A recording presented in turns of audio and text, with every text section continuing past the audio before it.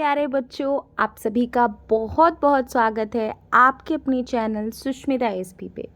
तो आज मैं आपके लिए लेकर के आ गई हूँ पानी रे पानी चैप्टर हिंदी का क्लास 7 का जो न्यू बुक है मल्हार बुक, उसका जो है मैं आप लोगों को हिंदी का जो चैप्टर्स है वो आप लोगों को करा रही हूँ। हिंदी के चैप्टर्स, उसके क्वेश्चन आंसर हम लोग कर रहे हैं। तो क्लास 7, इसके पहले मैंने ऑलरेडी चैप्टर 1, 2 एंड 3 का एक्सप्लेनेशन वीडियो अपने चैनल पे अपलोड कर दिया है। जिन्होंने अभी तक उन वीडियोस को नहीं देखा है तो आप मेरे चैनल पे जाकर प्लेलिस्ट में आप लोगों को क्लास 7 के जो भी हिंदी के वीडियोस, क्वेश्चन आंसर जिनके भी मैंने कराए हैं वो मिल जाएंगे। तो आप लोग जाके देख सकते हैं। जिन्होंने चैनल को अभी तक सब्सक्राइब नहीं किया है, सबसे पहले तो चैनल को जल्दी से सब्सक्राइब कर ले, बेल बटन पे ज़रूर प्रेस कर दे ताकि सबसे पहले वीडियो आप तक पहुंचे एंड अपने दोस्तों के बीच शेयर कर दीजिए। तो आज का जो चैप्टर है वो चैप्टर हम देखेंगे पानी रे पानी। पानी मीन्स जल, वाटर। तो वाटर जो है आप सभी को पता है कि पानी बहुत ज़्यादा इम्पॉर्टेंट है हमारे लाइफ में, है ना। बिना पानी के कोई भी काम नहीं हो सकता है हमारा।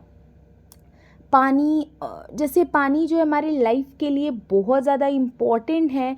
मतलब बिना पानी के कुछ नहीं, सिर्फ पीने के ही नहीं, पानी बहुत सारी चीज़ों को करने के लिए काम में आता है। जैसे अगर आपको अपने बर्तन भी धोने हैं तो उसमें भी पानी की ज़रूरत है, कपड़े भी धोने हैं तो पानी की ज़रूरत है। तो पानी जो है वो आप हमारी लाइफ के लिए वो बहुत ज़्यादा इम्पॉर्टेंट है। तो आइए देखते हैं अब इस चैप्टर में क्या है। कहाँ से आता है हमारा पानी और फिर कहाँ चला जाता है हमारा पानी?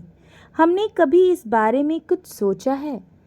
सोचा तो नहीं होगा शायद, पर इस बारे में पढ़ा ज़रूर है। भूगोल की किताब पढ़ते समय जल चक्र जैसी बातें हमें बताई जाती है। करेक्ट बात है, करेक्ट है ना। देखो, मतलब अगर कभी आप बैठकर सोचो कि ये पानी जो है वो कहाँ से आता है और फिर वापस कहाँ को चला जाता है, तो ये क्या है, आप लोगों ने ज़रूर ज्योग्राफी में पढ़ा होगा जल चक्र के बारे में। तो वही ये कह रहा है कि हमने सोचा तो नहीं है कभी ये बातें, लेकिन हमने ज्योग्राफी, भूगोल की किताब पढ़ते समय जल चक्र की जो बात है उसमें ये बताई जाती कि कैसे पानी आता है फिर कैसे पानी जो है वो चला भी जाता है। एक सुंदर सा चित्र भी होता है इस पाठ के साथ। सूरज, समुद्र, बादल, हवा, धरती, फिर बरसात की बूंदें और लो फिर बहती हुई एक नदी और उसके किनारे बसा तुम्हारा हमारा घर, गांव या शहर। इस तरीके से होता है ना। जब हम लोग को जल चक्र के बारे में आप लोगों ने अगर भूगोल में पढ़ा होगा तो वहाँ पे क्या देखते हैं, सुंदर सुंदर सा चित्र बना होता है।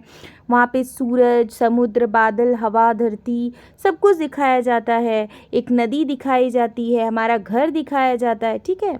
चित्र के दूसरे भाग में यही नदी अपने चारों तरफ का पानी लेकर उसी समुद्र में मिलती दिखती है। चित्र में कुछ तीर भी बने रहते हैं।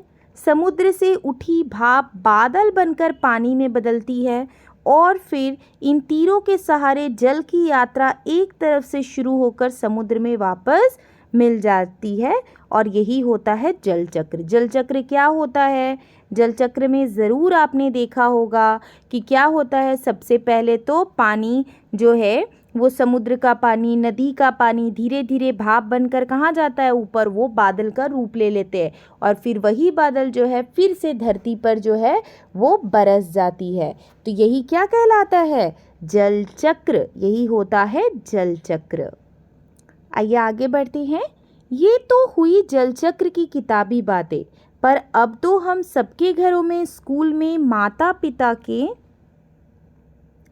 कार्यालय में, कारखानों और खेतों में पानी का कुछ अजीब सा चक्कर सामने आने लगा है। क्या चक्कर भाई सामने आने लगा है?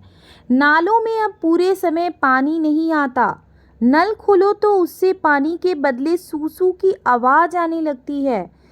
पानी आता भी है तो बेवक्त, कभी देर रात तो कभी बहुत सवेरे। जिनके यहाँ नल का कनेक्शन है पानी का कनेक्शन है, बहुत जगहों पे ऐसा है कि सुबह शाम पानी आता है, या फिर एक टाइम होता है पानी का कि इतने बजे 7 बजे नल खुलने वाली है। तो आज के डेट में ये भी बहुत गड़बड़ हो गया, बहुत बेवक्त हो गया है। पानी कभी आती ही नहीं है और कभी आती भी है तो बेवक्त आती है।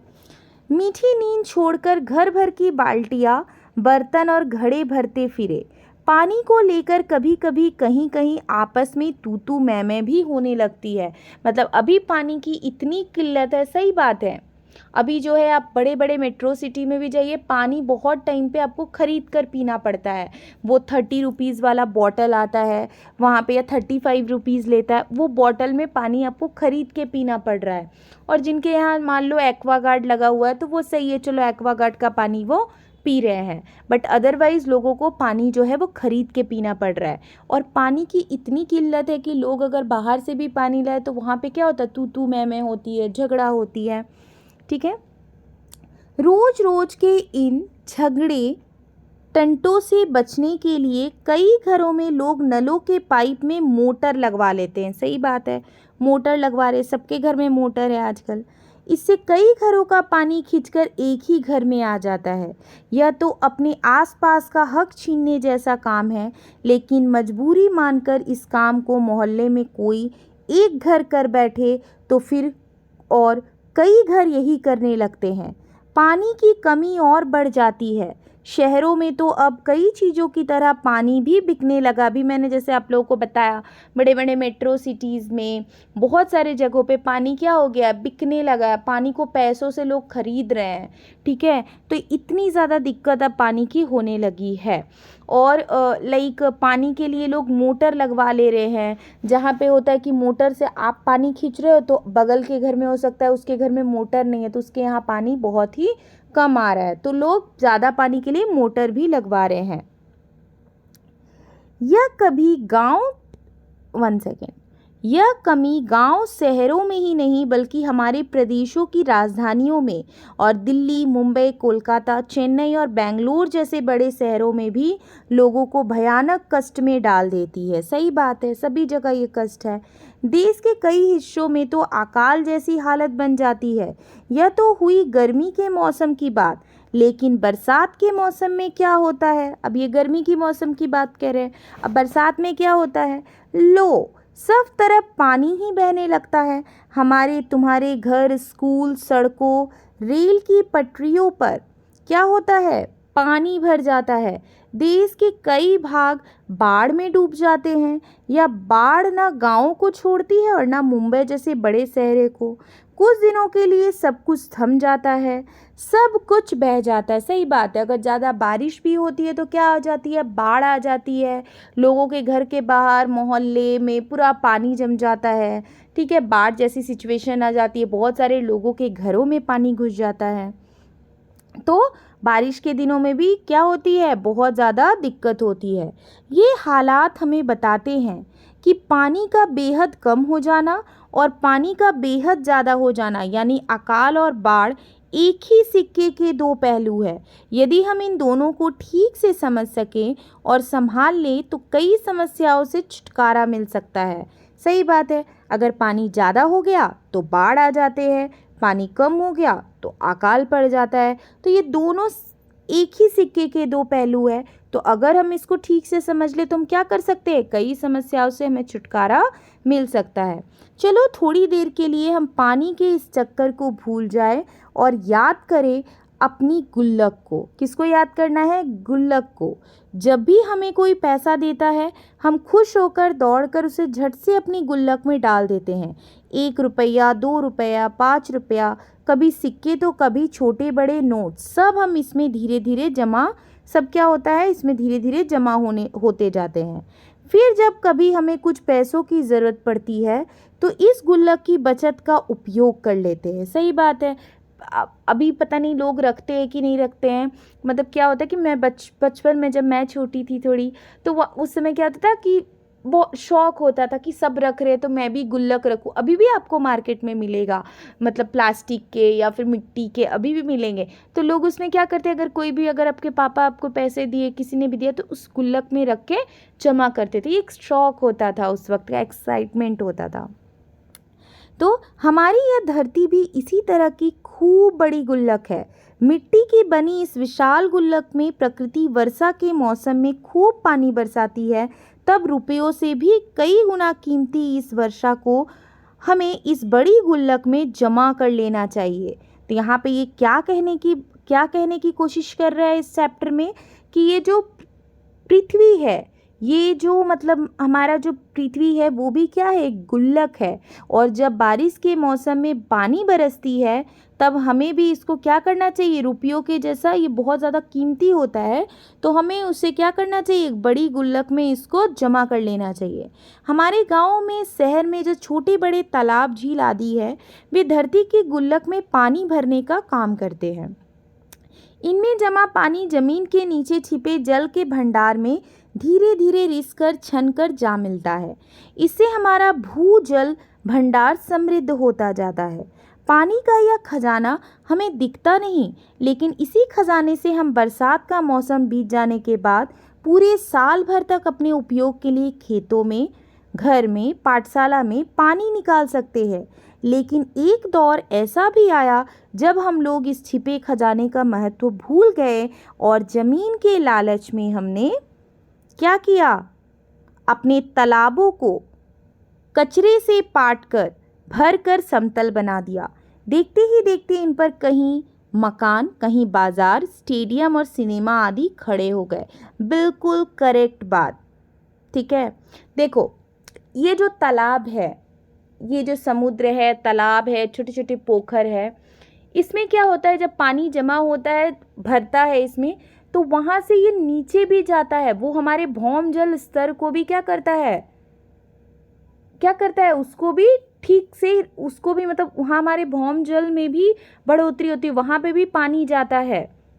बट क्या हो रहा है कि आज के डेट पे लोग क्या कर रहे हैं, तालाबों को कचड़ों से ढक दे रहे हैं, समतल बना दे रहे हैं, क्योंकि वहाँ पे क्या करना है, बिल्डिंग खड़ा करना है। हम अपनी सुख सुविधा के लिए आज के डेट में पेड़ पौधों को काट रहे हैं, बड़े बड़े तालाब को मतलब क्या कर रहे हैं, ढक दे रहे हैं, समतल कर दे रहे हैं कि वहाँ पे हमें बिल्डिंग्स। तो भौम जल स्तर में कैसे वृद्धि होगी, कैसे पानी नीचे जाएगा, जिस वजह से क्या हो रही है, हमें पानी की दिक्कत होने लगी है। इस बड़ी गलती की सज़ा अब हम सबको मिल रही है। गर्मी के दिनों में हमारे नल सूख जाते हैं और बरसात के दिनों में हमारी बस्तियां क्या होने लगती है, डूबने लगती है। इसीलिए यदि हमें अकाल और बाढ़ से बचना है तो हमें अपने आसपास के जल स्रोतों की, तालाबों की और नदियों आदि की रखवाली अच्छे ढंग से करनी पड़ेगी। अगर हमें इस सिचुएशन से बचना है तो हमें क्या करना पड़ेगा, अपने आसपास का जो भी जल स्रोत है, तालाब है, नदी है, उसको अच्छे से रखना होगा। जल चक्र हम ठीक से समझें, जब बरसात हो तो उसे थाम ले, अपना भूजल भंडार सुरक्षित रखे, अपनी गुल्लक भरते रहे, तभी हमें ज़रूरत के समय पानी की कोई कमी नहीं आएगी। ठीक है। यदि हमने जल चक्र का ठीक उपयोग नहीं किया तो हम पानी के चक्कर में फंसते चले जाएंगे। तो अगर हम अपने आसपास को सही से रखेंगे, जल का संग्रहण करेंगे, जो तालाब है, जल स्रोतों को ऐसे समतल नहीं करके, उसको ढक करके नहीं, उसको सही से साफ और स्वच्छ रखेंगे तो क्या होगा, हमें पानी की दिक्कत नहीं आएगी। बट अगर हम ये चीज़ें नहीं करें तो धीरे धीरे क्या हो रहा है, हमें पानी की बहुत ज़्यादा किल्लत आ रही है। अभी तो आ ही रही है, बाद में जाके एक समय ऐसा होगा कि हमें कपड़े धोने के लिए, हमें बर्तन धोने के लिए भी पानी क्या करना पड़ेगा, खरीदना पड़ेगा पैसे से, क्योंकि पानी ही नहीं मिलेगा हमें। ठीक है। तो आगे हम लेखक का जो परिचय है इसमें वो देख लेते हैं कि ये जो चैप्टर है ये किसने लिखा है। ठीक है, ये जानना बहुत ज़रूरी होता है। मैं चैप्टर शुरू करने से पहले हमेशा बताती हूँ, बोलती हूँ, क्लास 10 को भी बोलती हूँ कि अगर आप पोएम पढ़ रहे हो तो पोएट का नाम, और अगर आप कहानी पढ़ रहे हो ना तो आपको उसके लेखक का नाम, राइटर का नाम ज़रूर पता होना चाहिए। तो यहाँ पे लेखक कौन है, अनुपम मिश्र जी हैं। कौन है, अनुपम मिश्र। तो अनुपम मिश्र एक प्रखर लेखक, संपादक और जाने माने पर्यावरणविद होने के साथ साथ छायाकार भी थे। पर्यावरण संरक्षण के क्षेत्र में उन्होंने अनेक प्रयोगात्मक कार्य किए हैं। आज भी खरे हैं तालाब उनकी सर्वाधिक चर्चित पुस्तक है। उनकी सर्वाधिक चर्चित पुस्तक कौन सी है? खरे हैं तालाब। ब्रेल लिपि सहित इनका अनुवाद अनेक भाषाओं में हो चुका है। साफ माथे का समाज उनकी एक और महत्वपूर्ण पुस्तक है। वे गांधी शांति प्रतिष्ठान से प्रकाशित होने वाली पत्रिका गांधी मार्ग के संस्थापक और संपादक भी थे। ठीक है, तो ये अनुपम मिश्र जी के बारे में हम लोगों ने पढ़ा कि वो जो है एक प्रखर लेखक, संपादक और जाने माने पर्यावरणविद होने के साथ साथ छायाकार भी थे। उनका जन्म कब हुआ था? 1948 ईस्वी में उनका जन्म हुआ और 2016 में उनकी मृत्यु हो गई। ठीक है, ये जो चैप्टर है मैंने आप लोगों को बहुत अच्छे से बताया है। आई होप आप लोगों को कहीं पे भी कोई डाउट नहीं है। अगर आप लोगों को फिर भी अगर कहीं पे कोई डाउट होता है तो आप कमेंट बॉक्स पे कमेंट ज़रूर कीजिएगा। ठीक है, तुम्हारा ये चैप्टर पूरा कंप्लीट हो चुका है। नेक्स्ट जो क्लास होगी वो आप लोगों का नेक्स्ट चैप्टर में लेकर के आऊँगी, या तो मैं आप लोगों को पहले के चैप्टर्स के जिसके क्वेश्चन आंसर बचे हुए हैं उन चैप्टर्स के क्वेश्चन आंसर मैं आप लोगों को करवाऊँगी। ठीक है, आई थिंक चैप्टर 1 का माँ के एक कहानी का क्वेश्चन आंसर पूरा डिस्कस हो चुका है मेरे चैनल पे। जो नहीं देखे हैं जाकर देख सकते हैं। चैप्टर 2 बचा हुआ है, चैप्टर 3 बचा हुआ है। हम धीरे धीरे जो है उसको भी कराएंगे। तो अभी आप लोग पहले चैप्टर को समझते हुए जाइए। अगर आप चैप्टर समझ लीजिएगा तो क्वेश्चन आंसर करने में आपको कहीं पे भी कोई प्रॉब्लम नहीं आएगा। तो मिलते हैं हम नेक्स्ट क्लास में। चैनल को बिल्कुल भी सब्सक्राइब करना ना भूले। सब्सक्राइब कर ले, बेल बटन को प्रेस कर दे और अपने दोस्तों के बीच शेयर कर दीजिए।